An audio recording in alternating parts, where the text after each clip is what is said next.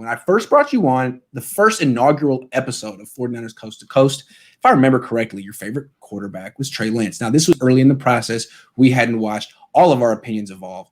I'm just curious as to how you evolved to preferring Justin Fields. I'm really curious. First thing I had to do, this is my first year doing this. First thing I had to do was strip away all of the narratives that are thrown at me. OSU people can't, put together quarterbacks, run first, can't read the field, things like that. Okay, so in the beginning, you hear all those things, and it starts to cloud your own evaluation, right? So when I dug into Trey Lance's tape, what I saw immediately was I saw the rocket arm, I saw the Shanahan concepts, I saw exactly how he fits, and I thought, man, this is an amazing fit. Mm-hmm. Then I really dug into Justin Fields, and I saw the accuracy to all three levels. I saw the toughness and all those things that were not presented as the first thing you hear about Justin Fields started to pop off in my mind. And that's when things started to change. It didn't change from, oh, I'm completely off of Trey Lance. It just changed from, I prefer Justin Fields because for me, Trey Lance can start week 1, but I would prefer he sat 1 year. I think Justin Fields is more ready to go this year. And again, that ties into it a little bit more as well. So when I saw them going up, when I tried to, tell nobody, because I'm just telling people on the show, nobody listens to me anyway. Hey, you have to get to 3 if you want to get your guy. Yeah. When they got to 3, I felt like, okay, this feels like they want to go. They have their guy and they know who it is. And I thought it was Justin Fields. But that doesn't take away from what I love about Trey Lance. And I know how Trey Lance fits in this offense. And like I said, I will not be upset even in the slightest if he's the pick.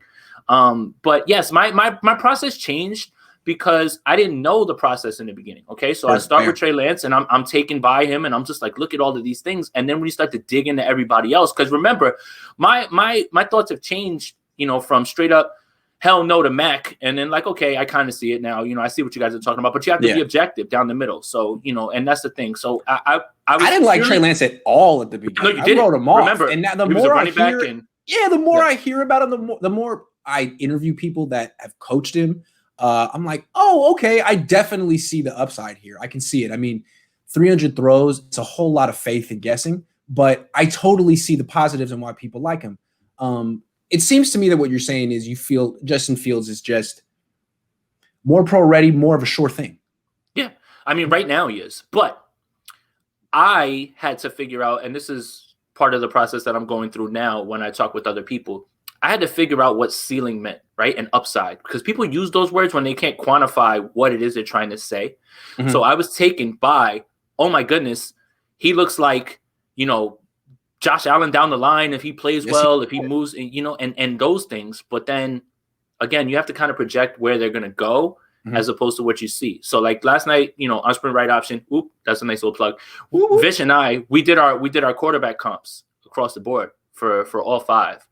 Yeah. And we really got to a good discussion about what you notice about him now doesn't mean what he will be. So if I comp a player to them, I'm not telling you that that's their ceiling. I'm telling you what I see right now.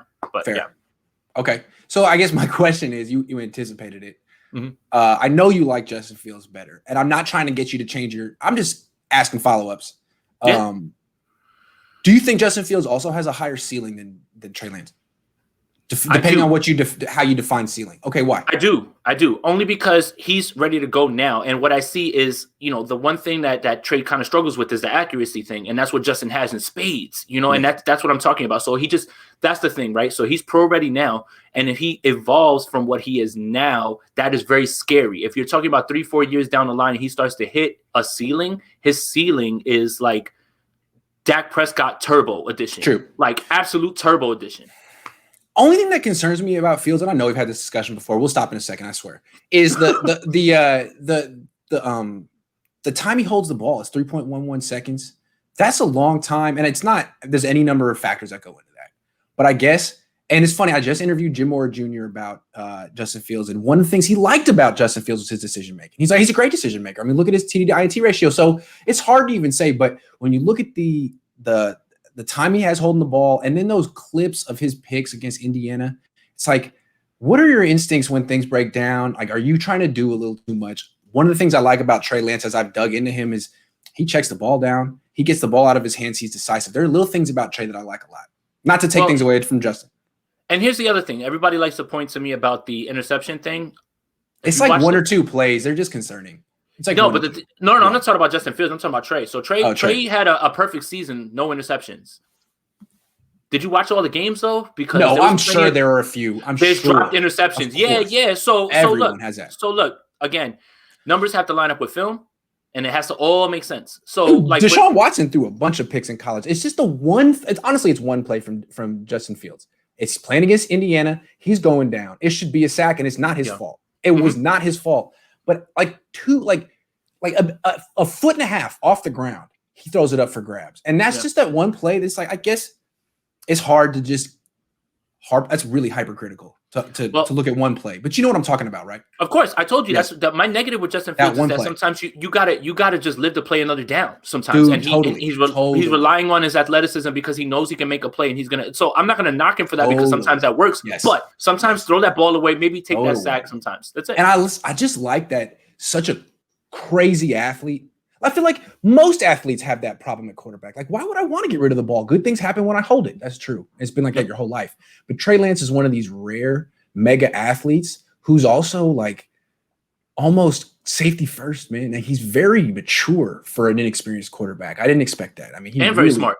Super smart. Anyway, that's enough quarterbacks for the day. Thank you for indulging me, everyone. Thank you. Jason, thank you for indulging me. Everyone, thanks for putting up with it. Now we're going to get back to the good stuff.